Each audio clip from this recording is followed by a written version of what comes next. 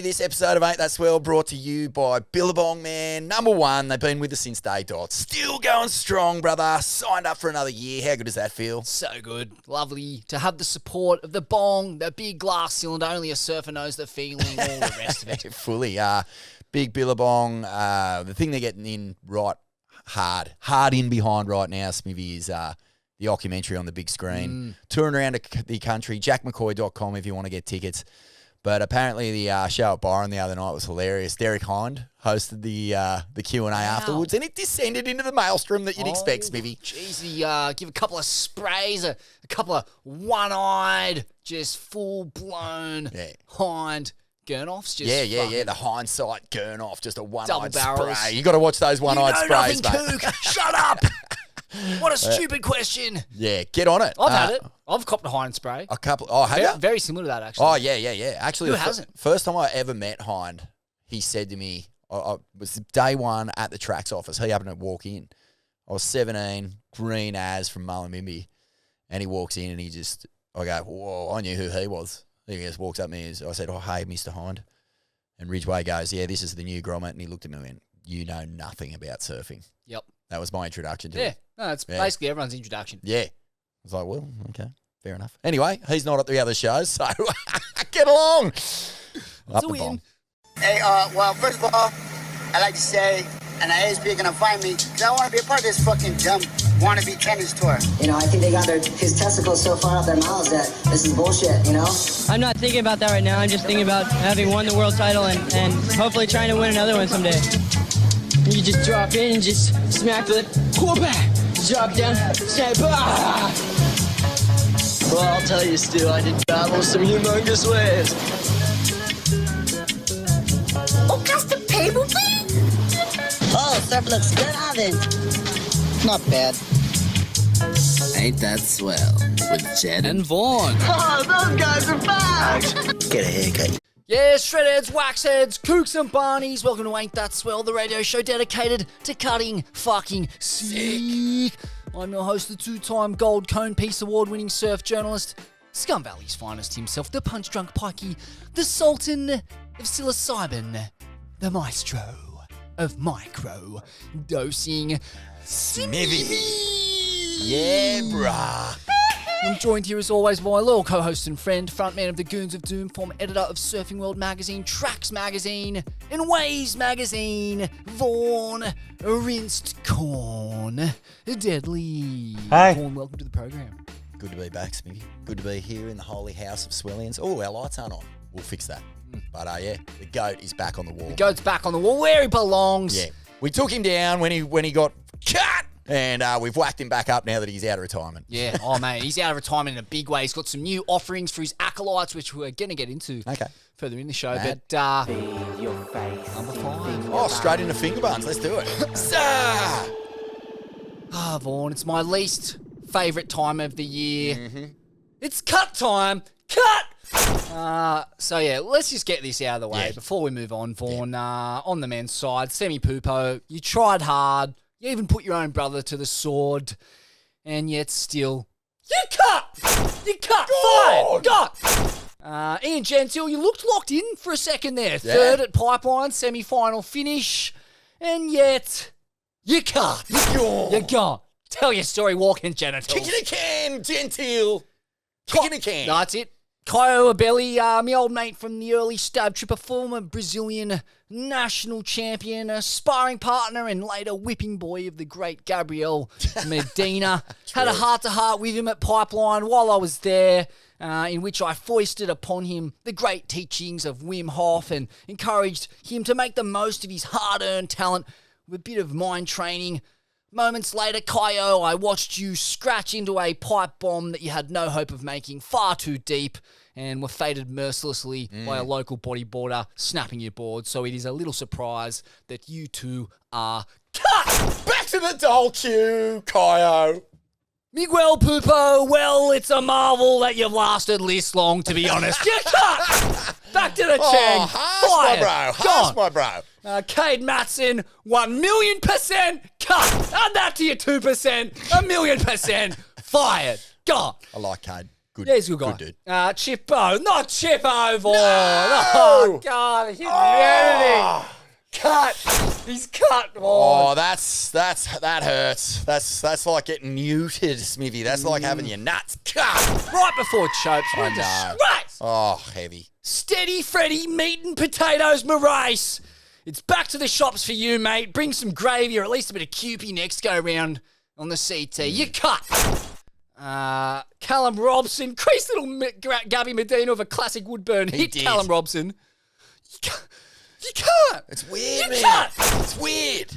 We apparently had the most like dedicated ripping off season ever, and I mean, you do hear that sometimes with footy teams and that. Like they go so hard in the off season, they just almost hit the new year with just too much head noise or too physically primed and just not in that sort of flow state. So I don't know. Too much I don't know. pressure and expectation could be the burden of expectation. It's brought the best undone, Vaughan. Like how do you separate yourself from all that work that you've done and then just expecting results on the back of it? You still got to get in the moment, Smivvy. Not saying Cal didn't, because fucking Chippo too. They were both primed. Oh, they were prime beef, prime cattle, prime cuts, and now they're cut. But, I mean, could it have been the transition from dairy to soy, the bonsai brew? Has it spoiled the microbiome of a cattle country, a cane country, a dairy country classic? Yeah. Could it be? I don't think so, no. Nah, impossible. Eli Hanneman, he was on tour. Not anymore, he's cut. Go! The GOAT, 55 event wins, $4 million in prize money. As we mentioned last week, 11 world titles. Yeah. What an incredible... Yeah, cut! Go! Fired! Gone! Take you later! Back to the American regional qualifiers with you. No soup for you! And David Silva, if only he had the talent to match his determination, Vaughan. Harsher on the eyes than an 80s German muff porn. Yeah, cut. Deeply, deeply cut. Incredible backside surfer, but needs to find more grit, Smivvy. I tend to think he needs to find a bit more Gumption.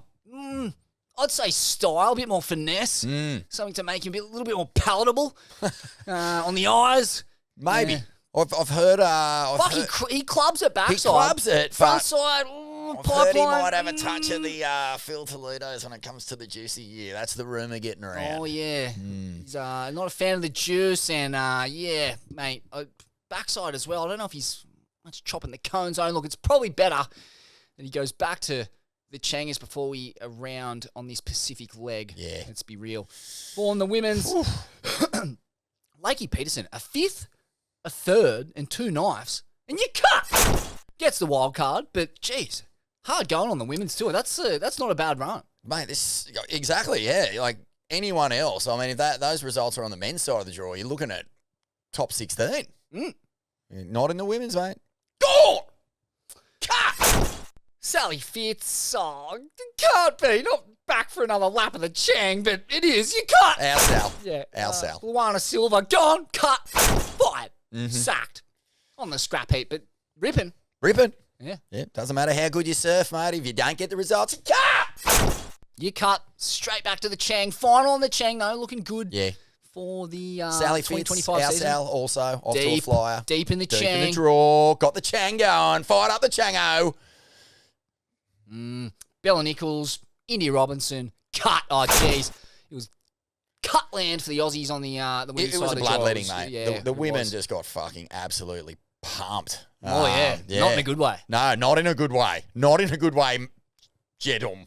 But it was heavy. And you're like looking at these names going, how?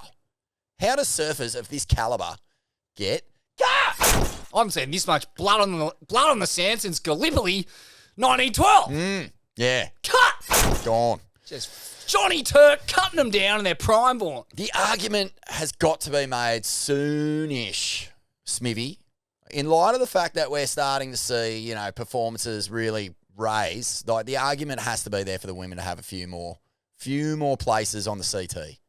Don't you think? Oh, yeah. Like maybe bring the men's down. Because we're seeing a lot of journey, these on-again, off-again characters on the CT who go back to the Changers, don't really have to deal with any waves of consequence and then make it back to the CT only to get relegated. Like, why don't you just fucking shave off a few names, pump those names or those surfers back onto the women's side of the draw and then go from there. It's weird given the talent in global surfing right now that we're still in a position where you've still got these kind of meat and potatoes journeymen making it to the elite level, going back, mate. You'd think that there's just more excitement machines in the global surfing population to avoid us having to sit through mediocre heats. It reminds me of the top 45 days where there was a lot of dead heats. I'm so curious to see how this year on the Chang plays out because the Chang hasn't been going for long, don't forget. And it feels to me that there's a little storm brewing. Forgive the storm's gone. The storm's the Brazilian broomstick now based on the cut line, like far out. Out the door, out they go. And no Brazilians in the top 10 after bells. That was crazy. So, yeah, I don't know what's going on there, mate. But there is something brewing that says to me that the Chang might adjust enough to get these journeymen kind of really having to pull out something more than just, I don't know, maybe Kaio, David, these guys, they're going to be so hard to beat in that format. See what happens. Still going down the list for Alyssa Spencer. You're gone. Yep. The septic tank back to the land of stars and bars. Well, she's back on the Chang. Good luck to her. And Sophie McCulloch, fuck, another one. Gone. Cut. Yes. And, man, she had a rough run of it after the cut, too. We'll get to that shortly. But that's it, Vaughan. This year's cut, done and dusted. Yep, done and dusted. Fuck, it's absorbing viewing though, isn't it? Oh, isn't it? If you are the kind of psychopath who enjoys watching people's dreams just shatter like glass before their very own eyes, it's a pretty amazing thing, that poopo heat. I mean, we spoke about it already, but that was one of the great, just traumatic episodes that's ever unfolded on live TV. Sammy was bereft after that, knocking out his older bro, who... has taken on that fatherly role, coach role. Oh, yeah. Only to not even do that knockout justice by qualifying. It was wild. Oh.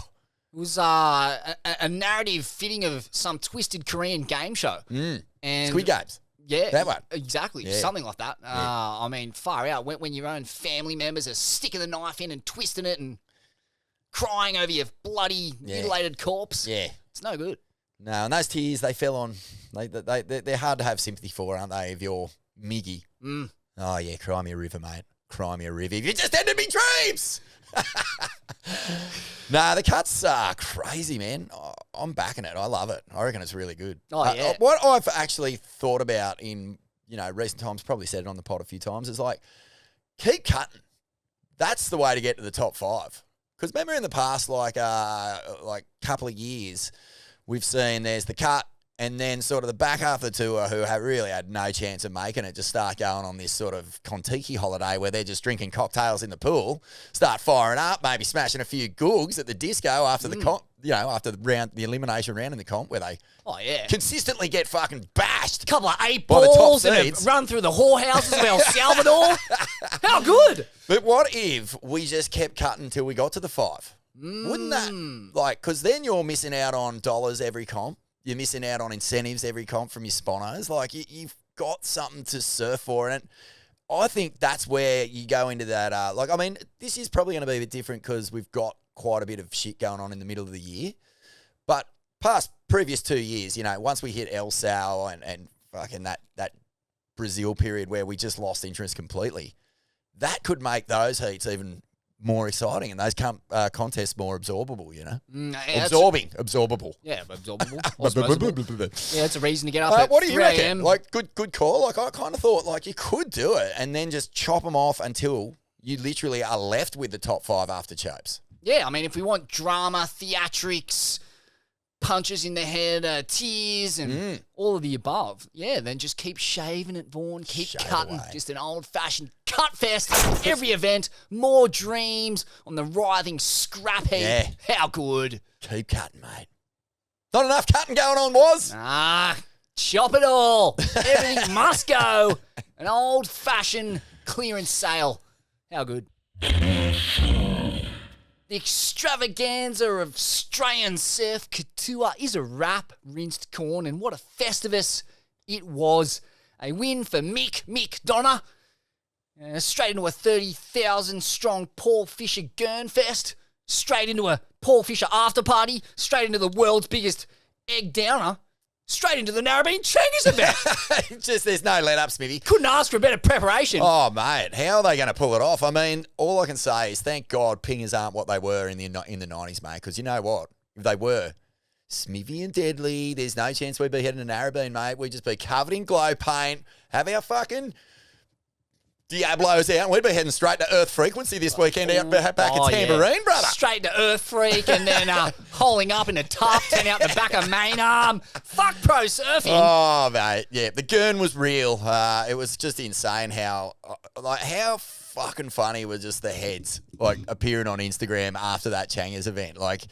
Not so much even the competitors, but far out. Crew just popped up from all over. I think 30,000 people flew in for that festival. Mate, it was wild. And Paul Fisher, credit to him, one of the great stories in Australian surfing. One-star QE battler, done good, now playing to super clubs in Ibiza and elsewhere. Yeah. And fuck, he pulls residencies in the Vegas casinos.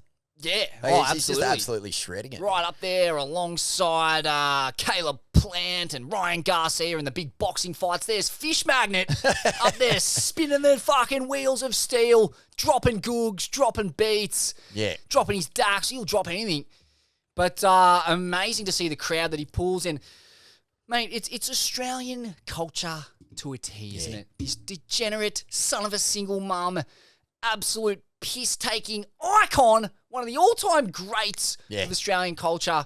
And it's an absolute out-and-out freak fest. I mean, unfortunately, we couldn't make the gig. I was a bit run down, had to bail. I couldn't see myself double dunking and doing shoeies of bourbon and not ending up in, with just some lung infection. So I had to hit the road. But on the way out, just the cavalcade of core kings and queens making their way through the streets of the Tweed. I saw a couple of, let's say, plus-sized women. Mm-hmm. Beautiful at that, but wearing see-through crocheted outfits with G-strings. It was just a loose setup, and that's the kind of crowd Fish attracts. It's just anything goes. Mate. But it's all about having a laugh, taking the piss, and that's really at the core of this convict scum nation, this island of filth.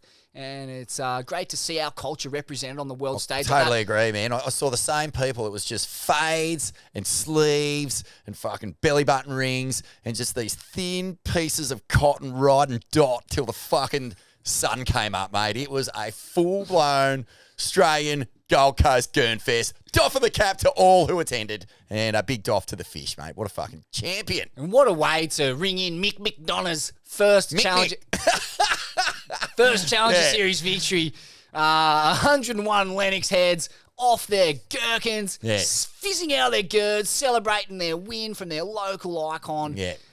Did they hit it? You've got a bit of inside intel here that the Lee Bar crew who came up to cheer on in song with the Swellian Army actually sent it. Oh, big send. Mondo send. Saw Woody, the super coach, Mick McDonough's super coach, down there at Lennox Beach this morning, and a few of the other Lennox heads. Just piss holes in the snow where his eyes used to be? Oh, that's right, yeah. He was just looking like a craft single on a piece of burnt toast, just absolutely melted. Said it took him a few solid days to rebound, especially with a couple of screaming kids running around. Wow. Hectic. But well earned. Yeah. A hard-earned thirst, well earned by the Lennox head, Mick McDonough and Jimmy Wood. Well played. Yeah, well played. Well played indeed. Crosby Colapinto gets one of the great box nuggets, Vaughan. Holy coit rinse, got the crack sack and back on this one. Mm-hmm. The Kohler brothers absolutely stuffing their face at the box during the event window. And, just a reminder of what we missed out as surf fans. But if you want to tap in and cop some of the best tube riding you'll ever see, go and watch it. Fresh episode out now. And it just struck me that, mate, surfing at the box has come a long way. I mean, we've seen what John and Jack Robbo can do out there, but it's become a cakewalk for these guys, fading off the big wedge and standing tall through that squared out section and just getting the most insane corn gurneyings. Fathomable. Unfathomable. Oh, mate, it's a full, the pressure hose that just absolutely blows the back out of you and the front out of you. I mean, I wouldn't be surprised if Cros had spray coming out the eye of his old fella when he came out of some of those things. It was straight up the dot, full body, straight out the front, full pipe clean, and it's a beautiful thing to see. But huge doff to Mama and Papa Colapinto, loyal fans of the show, friends of the Swellian, Mitchie and Camille. Griff never misses an episode. Cros, I know you're listening, mate. Big doff to you, mate. The Swellians, we're not immune to throwing out a massive doff when fucking crew come over from Seppo Land Smivvy and just absolute shaman the fuck out of one of our most pristine and prized slabs. Mate, he put on an absolute clinic, Crosby. The explosion of foam and spit and just pure Mother Nature squirt. I mean, he come out of that tube looking like Mr. Burns after his visit to the doctor, just fully levitating a kind of alien presence. It took him a while for his soul and spirit to re-enter the human form. He was freaking on another planet. He was in another realm. He saw things that very few of us have seen. It gets me pretty pumped on these Colapintos hitting the Pacific leg, man. Like, we've got 2 comps at Chopes this year, Olympics and, not that Cros will be out there, but Griff will be. Olympics and then the CT. And I just feel like he's going to go mad. Mad, Smivvy. They don't look stretched in any kind of consequential waves. And the Kohler brothers edits coming out of Pipeline for years now have been mind-blowing. Like, they're out there on all the big, heavy second reef, sus first reef days. Like, they put in so much time in the premier proving ground. And, the chickens have come home to roost. Are you seeing or sensing a Cros win this year? It feels like it to me. Like, He looks at I home wouldn't at this be surprised if he won Cloudies or Chopes. I honestly would not be one bit surprised. Like, his ability to, I guess, just have, not his ability, but having Griff there and the way that they operate and function together is really, really, like, productive and cool and positive for Crosby. Like, there's no doubt he's able to sort of bypass a lot of the learning process because he's just tapping in, and Griff just shares the knowledge, man. Yeah. And the knowledge is coming through with a lot of, like, Griffin's done some hard yards, but he's done so much work that he can really, like, I guess, articulate to his bro in their own little language how to fucking get it done. Oh, there's no question. It's going to happen. That they're feeding off each other. He made the cut in a canter. And, it's hard to get a read on what the full potential of Crosby is. There's no weaknesses in his surfing. He's got the big punt game. He's able to hit it in the critical sections and rip off big calves. He's super strong in the cone zone. And there's no obvious weaknesses, and he's still clearly in a growth phase. Yeah. So, the sky's the limit. It's really hard to get a read on where he's going to end up. He's clearly still developing physically, emotionally, and, mate, it's fun to watch. I wasn't predicting him to go this good this early in his career, but fuck, he looks at home at that level. And at home in the kind of surf that the current world champ can't function in. Like, fuck.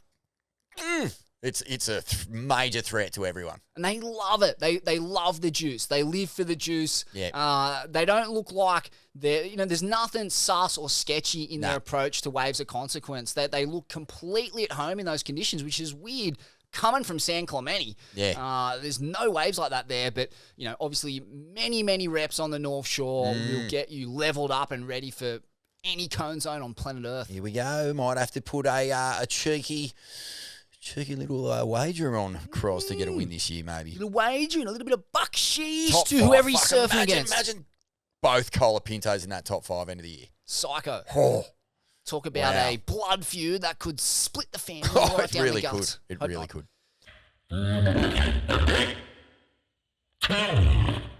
Sophie McCulloch, our Soph breaks her back at the box shortly after being cut. Oh, my goodness. Cut! Snap! Here's what she had to say about it.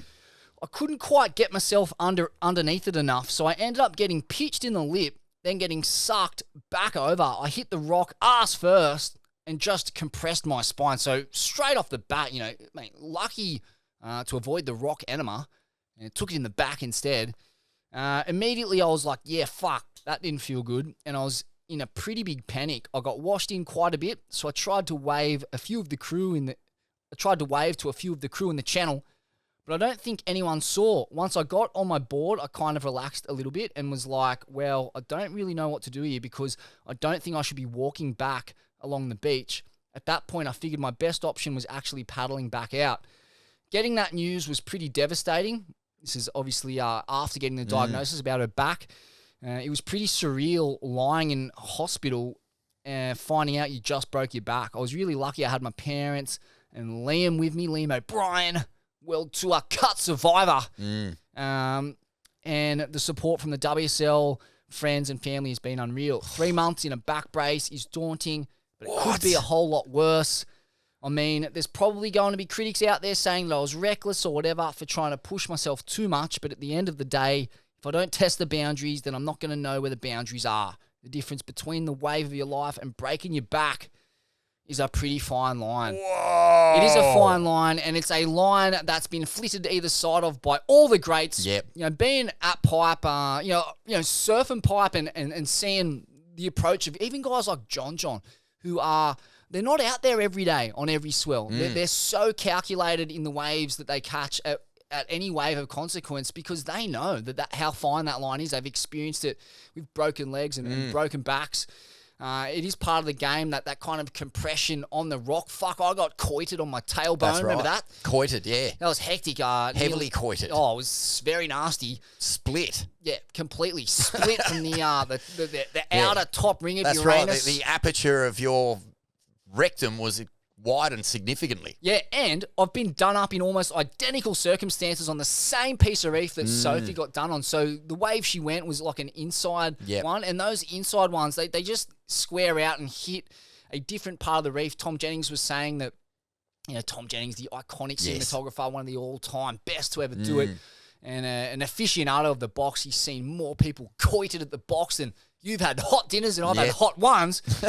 And he said that, there is like a second little bonus section that's fucking waiting for you if you go those inside ones. And there is something about those inside ones. They double up, they go extra thick, and they just fucking demolish themselves on dry reef. And I think that's what Soph got done on. But the wave before, she got a mental one. Fuck, dude. That's how fine the line is. This is where, I think this is where women's surfing is really, this is the place that's got to be for the progression to keep on charging in the same way that it's going. Like, Molly's been on those reefs, surfing waves, exactly like this one that's pressed Soph, and is starting to understand where you got to be, how you got to ride these things. At Soph, she might not have the runs on the board like Molly has in terms of, consistent reef surfing, I don't think. Like up there on the sunny coast where she's from, there's not a whole lot of shit going on. Don't get me wrong. Sunny coast crew, fuck, there's like 3 pipe masters, maybe 4. They're well proven in heavy shit. But just understanding the way these things break on rocks is just a slightly different mathematical proposition that these crew really can only learn by trial and error, man. Yeah. And there's one thing about Soph, Smithy. You know what Sophie doth, right? She doth have a crack. And she doth charge, and she doth fucking send. She is a mad ice woman from that sunny coast region. The turn that springs to mind for me that really showcases Soph, aside from maybe, I think her Halle Ever win, that gritty Halle Ever, fuck, she went nuts in that comp. But just this year, in the same event that Molly Picklum won with that crazy fucking snap. The snap, the women's version of the Tom Carroll snap. Everyone remembers it. Spoke about it at length on our potty. Well, that could have been Soph. Soph had a crack at one of those on a fucking big section, got pitched and pile-driven into the floor of Sunset Beach, which just proves, man, she is ready to take the licks. Like, she's happy to learn by trial of fire. And yes, I do doff for the doff queen, but fuck, broken backs are fucked, man. I really don't like hearing about spinal injuries. Nah. No good. I mean, the thing is with these lineups, they've all got their nuances, all these slabs. They do. And really, a lot of it just comes down to spending time in the lineup and understanding it. And it's heavy, you know. She's coming across from she's there to surf the event. She probably hadn't spent any time out there prior to that or not much. The focus is on main break. Goes over and surfs this wave, gets a sick one. It's a heavy lineup. It's a heavy pack, you know. You're not getting the bombs and the sets necessarily when Griffin and Crosby and a bunch of local core lords are out there. So she ends up going an inside one, and they're actually the most dangerous ones. That's the irony. You're better off being on a 6 to 8 foot thing that drains off the back corner of the ledge and just getting the wedge into it. Like it's almost like a cakewalk if you do it properly and you know the lineup. You've seen, you know, Katie Simmers get a couple crazy ones and also get a couple of fucked up hidings out there and be sweet on waves that were probably twice the size of this one that fucked Sophie up. But, you know, spending a bit of time with her and Liam and on the North Shore and chatting to them both, like, you get the sense that she is so calculated in her approach and so methodical and surgical, and she completely understands the risks at play. And yeah, it's just one of those things. It's a fine line, man. They've all been done up. You know, Leo Fioravanti, John, Jamie O'Brien. You know, every Tombstones icon up in the Northwest. Your Kirby Browns, your Courtney Browns, your Rye Craigs, your Ant-Mans. Every single one of them has had an injury of this nature. If you want to surf these kinds of waves, it is just, part of the gig. Yeah. And I actually touched on a really cool point there. Is like, yes, she's calculated. Yes, she can be cold, you know, like in terms of like how she approaches her surf and how she approaches competition. But I just love that she's got that little bit of ticker, that little bit of X factor that does send her over the ledge when it might not seem like that's the spot. Because that's where her brain kicks in and goes, learn, let's like have a fucking crack or just don't progress. And there's a lot of crew, man, men's and women's, not willing to do that. So I love that. Tracks Magazine needs you, Vaughan. Me? Needs me. And it also needs you, Mr. Needs me Swellian back. and Mrs. Swellian. Be part of Tracks' future. They've put the call out on Instagram after, what was it, a few years ago, a crew of core individuals bought the That's right. bought the publication Bought it back outright. out of the reptile nest and have just been doing it off their own backs for a while. I mean, a lot of the mags are doing that. Surfing Life's doing it. Surfing World's doing it. Yeah. Australia's got this nice little industry of just fucking true believer core lords keeping those titles alive. That's it. But you got to support them, and they need your support right now. They've basically launched an expressions of interest campaign on Birchal, which is opening up a opportunity for anyone to invest in an iconic Australian brand, the Surfer's Bible, Vaughan. Keep it alive. Far Pump out. some loot into it. And, I saw the ad on Instagram. Just check out the Tracks Instagram feed or whatever. And I had a bit of a giggle, Smivvy, because there's some things on there. Like they're expanding into some strange territory, like track shacks. Did you see that? No. And then event planning and execution. And I was like, how true to their original identity and core belief structure are they going to stay with this expansion? Because if I'm starting to think, I might spend some coin, go and do a track shack adventure and hopefully have an event or an experience there, I'm thinking of maybe pulling up a stained mattress in Tommy Peterson's basement, lunging a few hotties with the fucking car. that'd be great. Or pitching a tent or a swag in Justin Crawford's front yard and maybe heading up to Aussie's Ashram for a tired goofies and getting on the shroom shakes. Oh, that'd be awesome. Is that what we're talking about here? Is this where we're going? Or are we I actually think so. heading off into like, I don't know, some sort of surf Airbnb world with, I don't know, like meditation retreats and stuff? Are they starting to voyage into our turf? Well, The I hope Swellness not. area. It's not big enough for the both of us, that's for sure. Yeah. But no, I think you're right. I think it's going to go right into the grit and core essence of the Jarrett Fouls On era of Tracks Magazine. It's all going to be beans and brown rice, mung beans. Learn how to Pick bindies. Go and stay with George Greeno and pick bindies in his front yard. Exactly. That's an experience that I reckon Tracks could bring to my life. 100%. Love that. Here's how you grow kale from nutrient risk feces from formerly With the iconic Yeti. pro surfer. Mate, this is actually, hey, we've tapped into something here, man. This should be the future. If this is where they're going, it should just be pick your icon from the history of tracks, long list of characters and reprobates, and go and have an experience with them. Absolutely.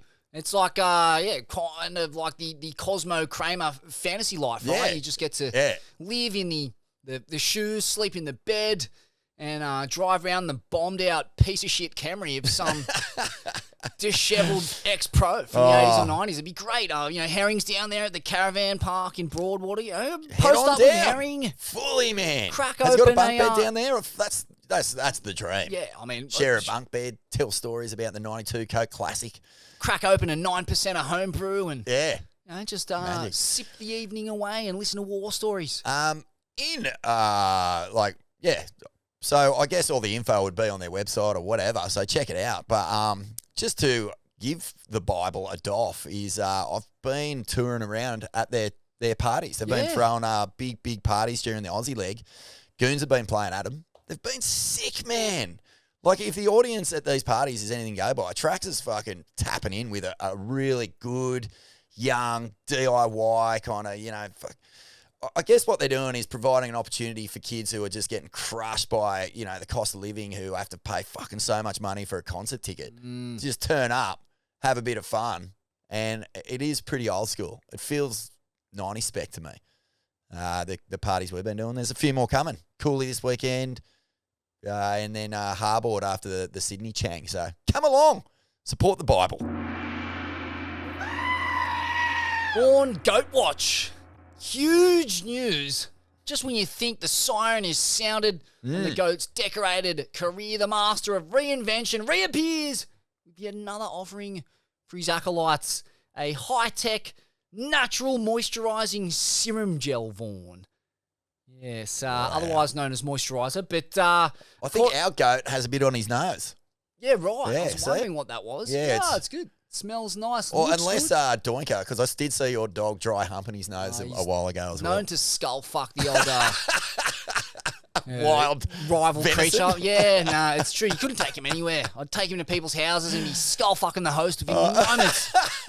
Insane. Well, the host's dog, but yeah. Oh, he's a good dog. It's all possible. But so he's releasing a moisturiser, Vaughan, which according to the press release will help us, mere mortals, turn that shade of orange sunshine sultana that has become the signature of our great Vortex shaman.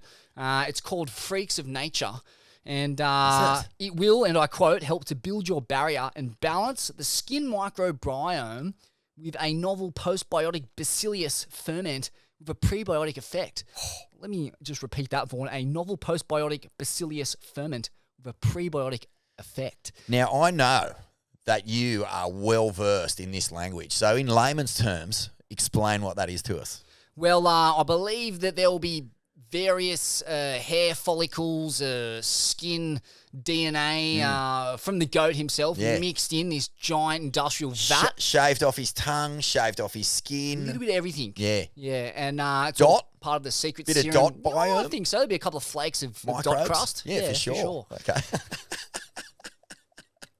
Goat dot. Yeah, just get it into you. And look, it's not all that's in there, Vaughan. There's much more. It's an essential SPF 30 mineral sunscreen with plant-based water resistance, and get this, formulated with bee silk, biofabricated vegan spider silk. Holy shit, Yes, dude. Vaughan. It's a microbiome-friendly biofilm to create an extra layer of protection against environmental stresses.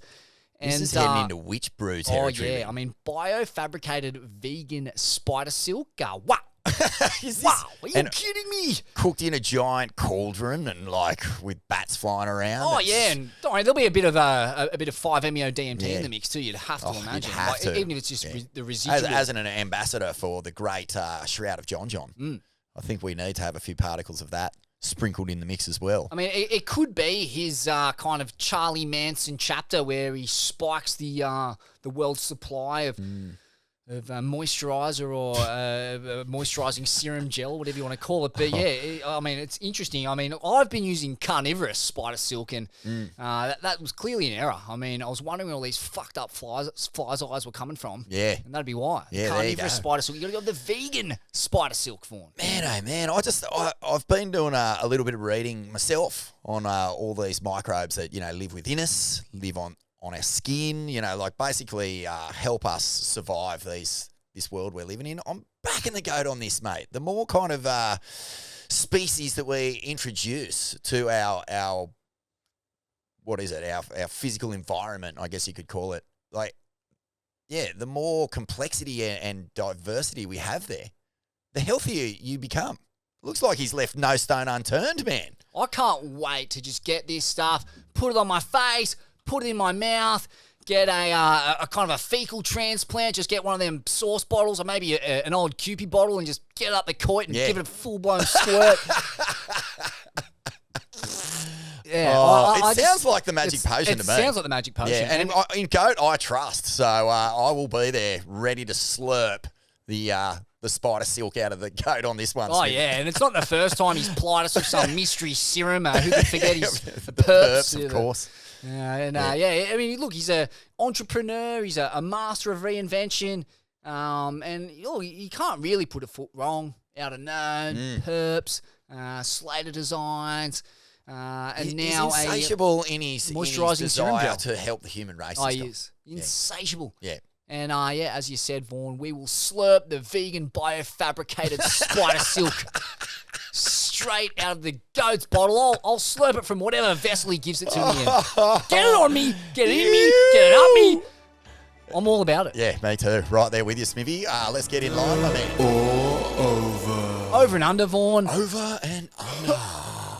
Some piss cunt just crashed his car into Joel Tudor's front yard. Ooh, he's going to get folded. Oh, you think He's so? going to get flexed, folded, pretzeled, and rolled down the street. You got a question. Has he no sense? The longboarding OG Vans, duct tape overlord, jiu-jitsu black belt, subject to some slurring drunkard behind the wheel, ramming his car into his retaining wall. Here's what he had to say. Some drunk moron crashed into my wall this AM. Dude almost blew a 2 and said he was in Fullerton. He was in Delmar. Luckily, my dad built this retaining wall 24 years ago.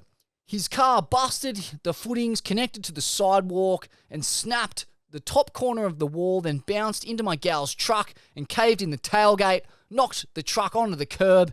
If that wall wasn't there, he would have drove through my house. To all you dipshits that drink and drive, please call a taxi and save a life or someone's property.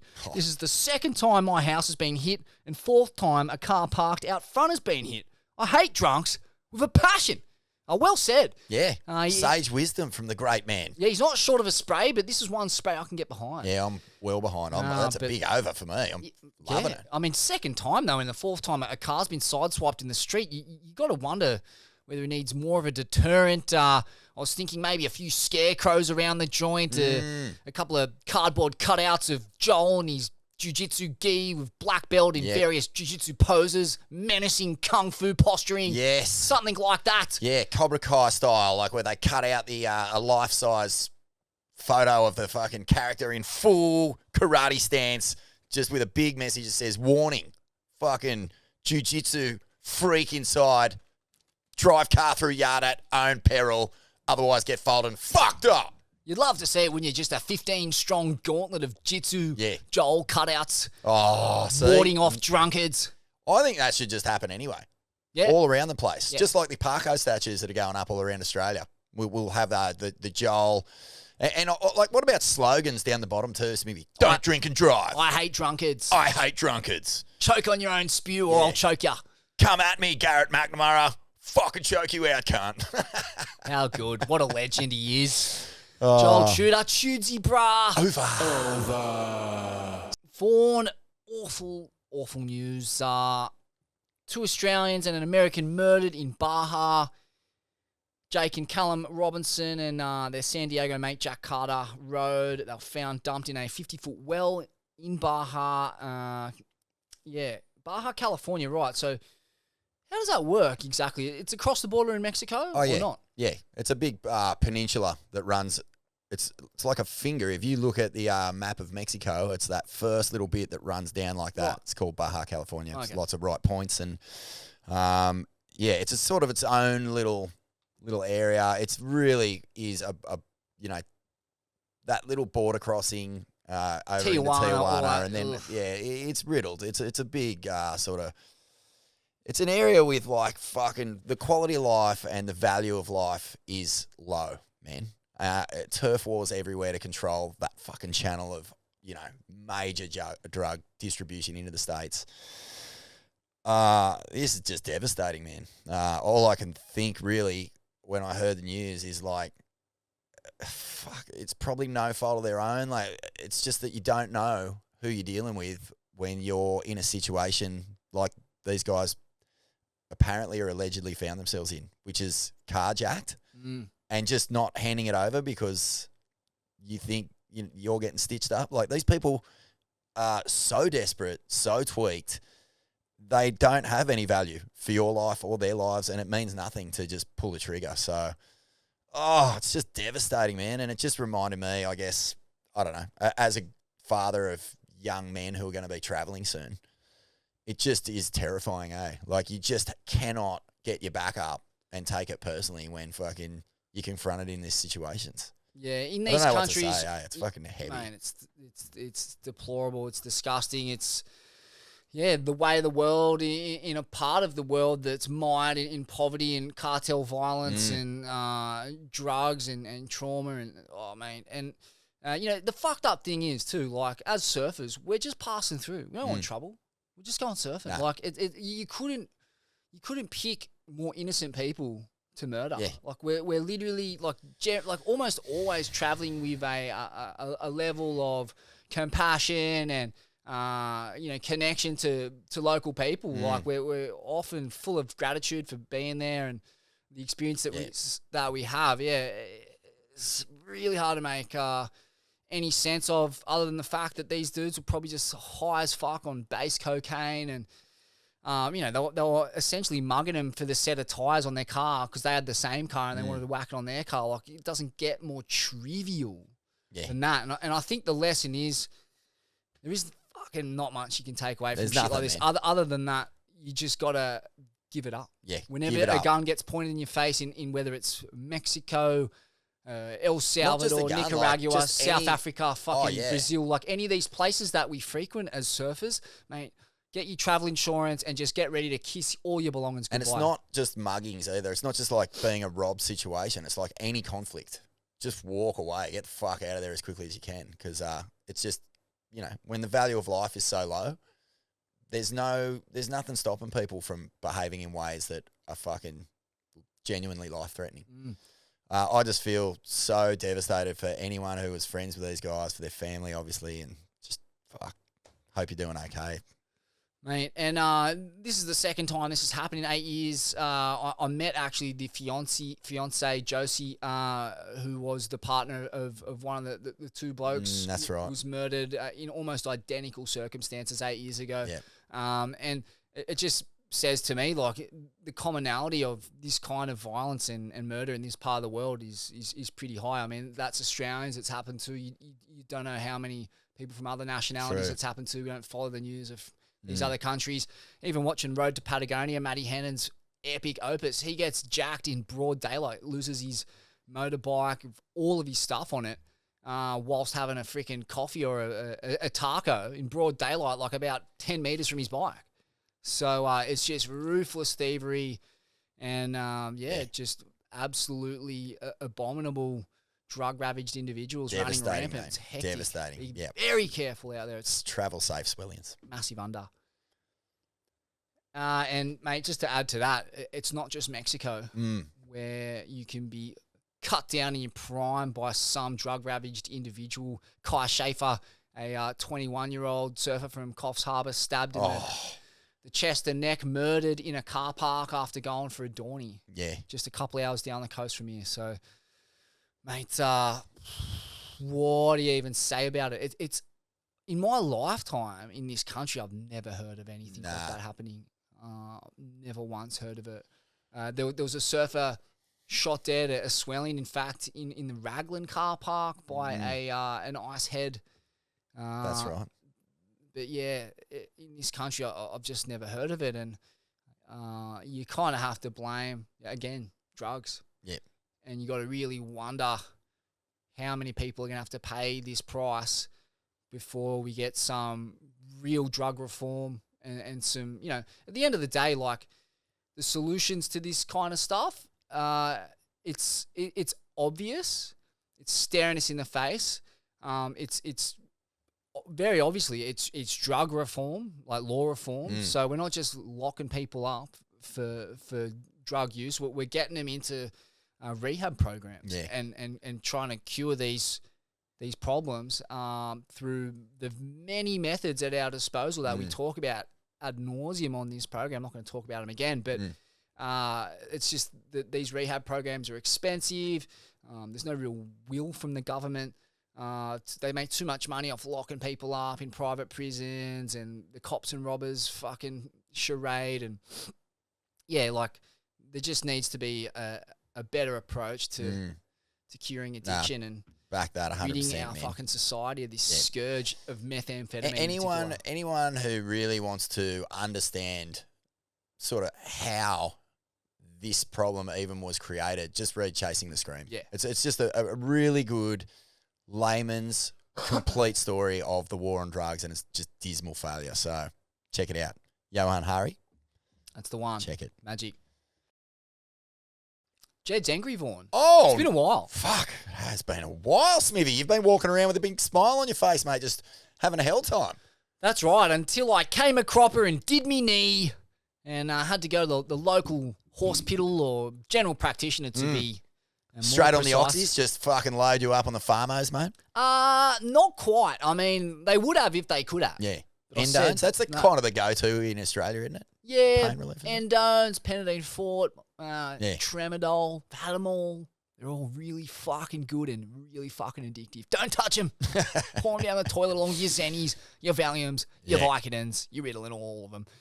But no, Vaughan, no, didn't go the pharmaceutical route. I simply went in there to get a look at me knee and a skin cancer check, and you wouldn't believe it, but try this on. I take my seat in the sterile environs and look across from me to this oracle of health and wellness that is my GP, only to find she is an out-and-out fat cunt.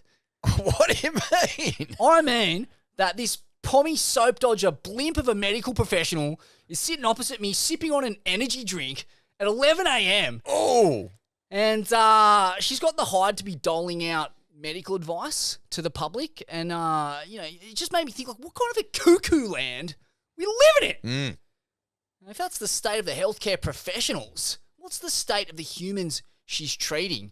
And I didn't have to wait long to find out. After my checkup, I made my way into the waiting room to take my seat opposite this other fat cunny. Mate, this dude dead set looked like a melted snowman. He was sitting there, bald, obese, inanimate, one eye kind of melting out of its socket.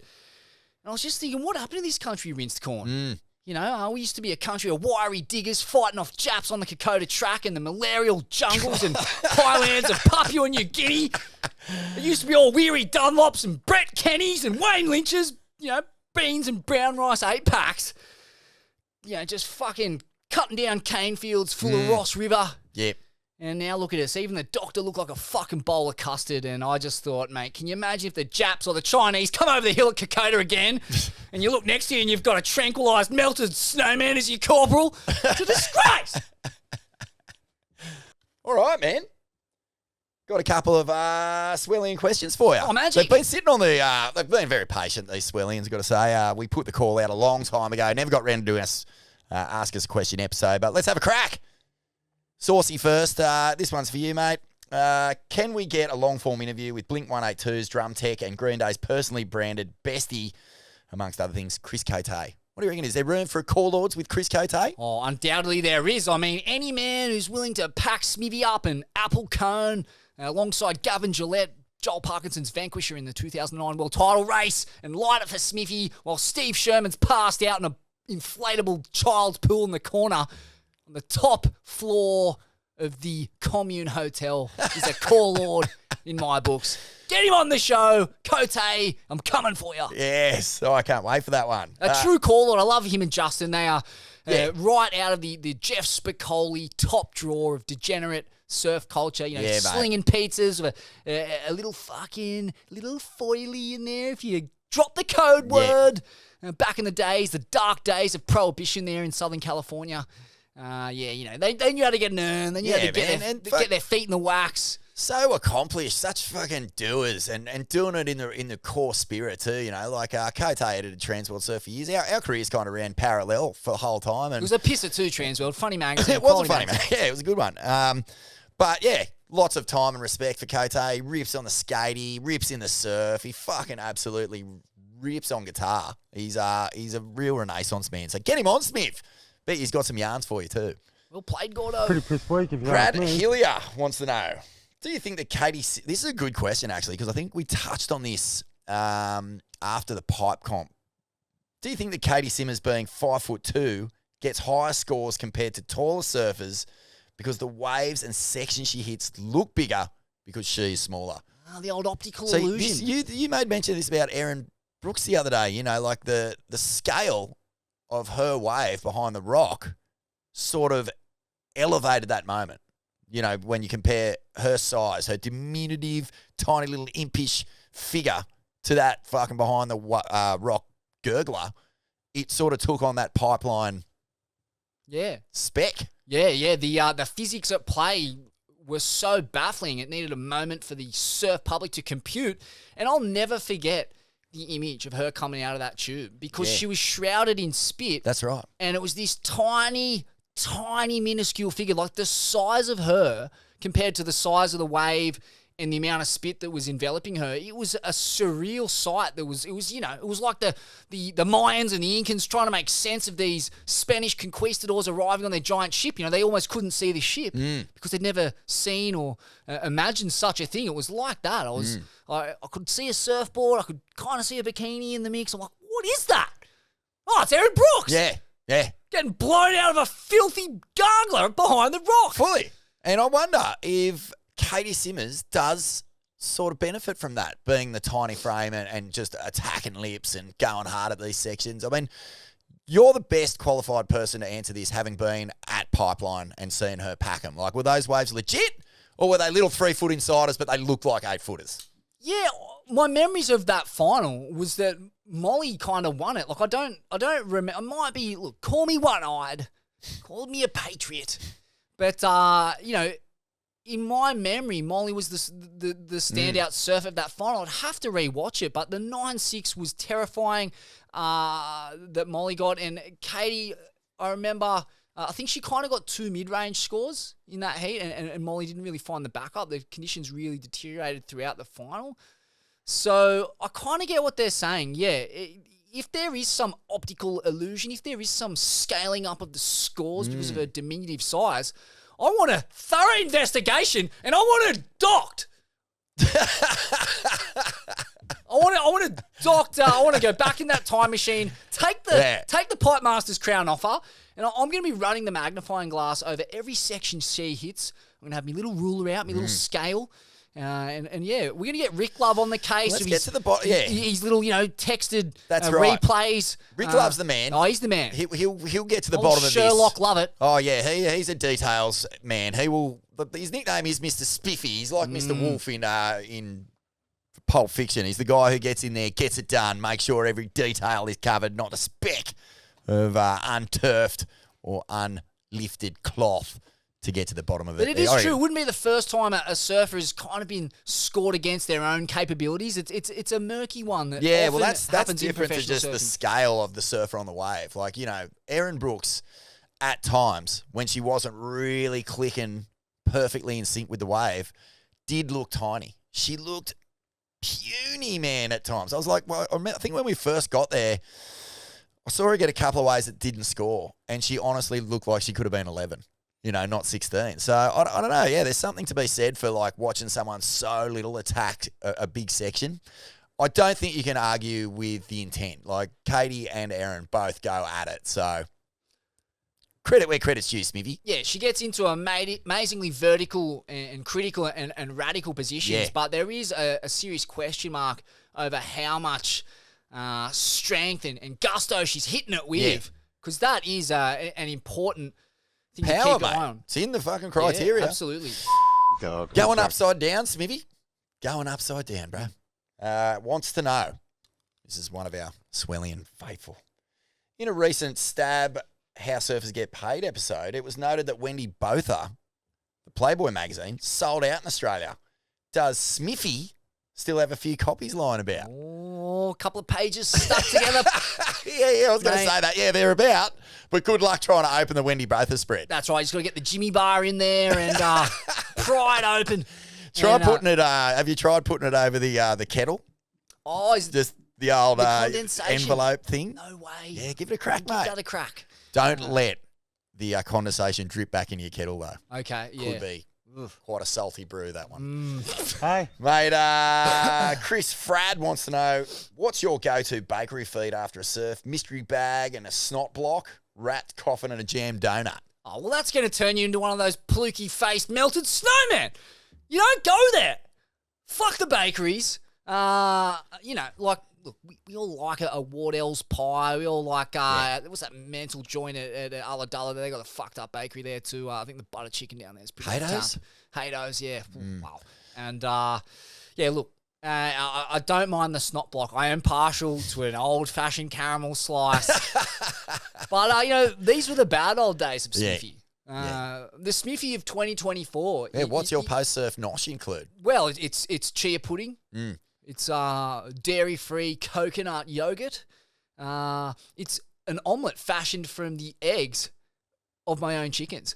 With some grass-fed Well played. sausages, perhaps. I mean, look, that's allegedly. But, I try to keep a tight handle on the sustenance that goes into me body, and me lemon spread in particular. It's all about regenerating the damaged neurons from a lifetime of ramming my head through some Tongan's knees and some bra boy's fists. So, look, you got to take care of yourself. I'm prone to a pie, but I think I'm just going to get on this microbiome goat silk. I'm really, really interested to see how that, not just elevates my state of mind and state of being, but my state of surfing, Smithy. That's what I really want to do. Amplify the surf talent, mate. Well, that's what it's about. I mean, if you've just spent the morning getting fully throated, you come in and you smash a big old pie and an iced coffee, like your chances of making the most out of that mid-morning glass off window, it's minimal. You're probably going to die in the arse and you're going to miss the window. That's it, man. There's going to be cones going unridden. You've got to refuel, and you've got to refuel well if you want to surf all day. Refuel, you fool. Crocs Boy Kassar, regular contributor on your Crocs Boy. Wants to know, Vorno, what's the go backstage at Bill's? Who's got the old wizard sleeve and who's had the chop asking for a mate? I can give you some intel here, Smithy. I didn't spend a whole lot of time in the Red Bull athlete zone, but when I did go in, I saw that Georgie Pitar had a really elongated foreskin, maybe way longer than his cock even. And, as he was running down the stairs for his heat, it was whistling like blowing into a busted balloon, Smithy. Wow. Like some kind of malformed anteater. Yeah, that's what it sounded like as he ran down the stairs. No wonder he fucking put Griffin off. Anyway, that's the only one I can give you some intel on. Dylan Carbo wants to know, mate, does Strider drink Griffin's bathwater? Abstract question, Smithy. Any intel there? He's high on Griffin's supply, eh? The old dead skin cells of Griffin making their way through Strider's microbiome, perhaps slanting his view of things when it comes to the commentary. Perhaps allegation. resting in the Derek Riley described attack dog tits of Strider Wasilewski. Oh, geez. Attack dog tits. What is that different to the Barley dog tits? I don't think it's very different at all, actually, mate. I think there are carbon copies of each other. A couple of saggy, just chewed male out A-cups. Oh, God, those Barley dog tits are crazy, eh? The nips on those things. Whew, pure leather. Wow. Just snip one off and do your pants up with it. Yeah. Make a good belt. Two more, mate. Get back on protection, you mutt. Hey. Surf on Oz wants to know, who's the greatest drunk surfer of all time? Well, I don't know if calling a surfer a drunk and functioning alcoholic and who could get it done is really the path I want to go down here. But There's been some great. there's been some great performances, with big washed up hangovers for sure. Like I know, Hedgie, Nathan Hedge, had sure. one of the greats. Yeah. The kayaking across the channel from the Motu to cloud break to meet the the rising sun and throttle a couple of, what did they end up being? 3 to 4 foot. Pretty fun. Yeah. But, he was a special turning up. Well, the great to Jeremy heats. Biles. Biles. He fell off a balcony, fell asleep, woke up the next morning, surfed backdoor and beat Tom Curran, the world champion. Wow. For the second time that year. Plenty of, I'd say the 90s and 80s would have so many just fucking crazy drunk heat stories. Rod Kerbox Kerr, famously needing a score in France, high tide France, pumped it to the inside, just needed to get up one more time, get up and over, one more Rio on the shore break, approach the section, fumbled at the death and vomited his guts up in the shore break, just pure red wine, didn't get the score. Oh, no. And the great Occy. Won the world title, went out that night, had 33 beers, I believe, to mimic the age he was at for winning the world title, paddle out against, I think it was it Pedersen Rosa, and just said, mate, I'm done. You surf this heat. Don't worry, Ben. Pedersen thought he was trying to stitch him up. Classic. Couldn't answer the question definitively, but there's too many to mention. Doff to Matt Johnson from Big Wednesday. Hey. Will Wilco get the wild card for Fiji being the last winner, defending champ? That's from 2107 Luke. Must be an AvCat. Mate, fuck, how good would this be? Can we start the petition? Can we call up a wild card for the great Wilco to defend his title at Cloudbreak this year? Geez, it'd be good to see a couple of I saw him with stand-talls. Starkey at the Really? at the Changers. Bit of backsheesh, potentially. Maybe a little bit of communication, little bit of wheels in motion sort of stuff going down. They're not immune to a bit of backsheesh. What the do you WSL. reckon? Well, I reckon get him in. Give it to him. Well, who else are you going to give it to? Yeah, Some fucking local wild card? Fuck that. yeah, Give it to Wilco. yeah. We want Wilco. There's the hashtag for you. 2 more here, mate. Oh, actually, one more. This is from Rilla. And this is a cool one to end on, actually, mate. He says, can we see the resurrection of Ain't That Swell up late? Oh, yeah. Stinging for a glorious ear beating from the musical brilliance found in surf porn of yesteryear. I think Up Late is definitely going to make a return in the coming months, maybe.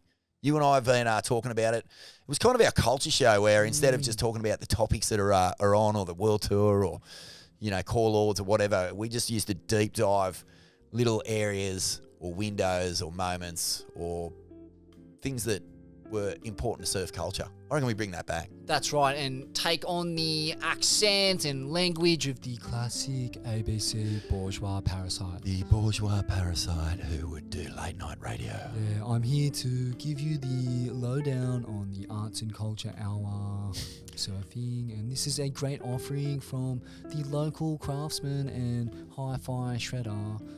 Cannot Inside wait name to here. deep dive things like Montage, Montage is great. It's a great offering. Great from film. Taj Matty Burrington. Jai with the skate tricks. I mean, ahead of its time. Vance Burrow with the instrumental stonery classic, set to some cinematically rich slow motion footage there, and the man's Stamos Nichols absolutely clubbing it on his backhand. Stamos Nichols, a incredible real piece of trailblazer who has gone on to do some wonderful things in the construction industry up on the Gold Coast. Is that I fine? believe he has a jet ski company now. Wow. Yeah, he's doing wonderful stuff. So yeah, I reckon we bring that back. Oh, I can do that. I could sit So there easy. doing that for hours, bruh.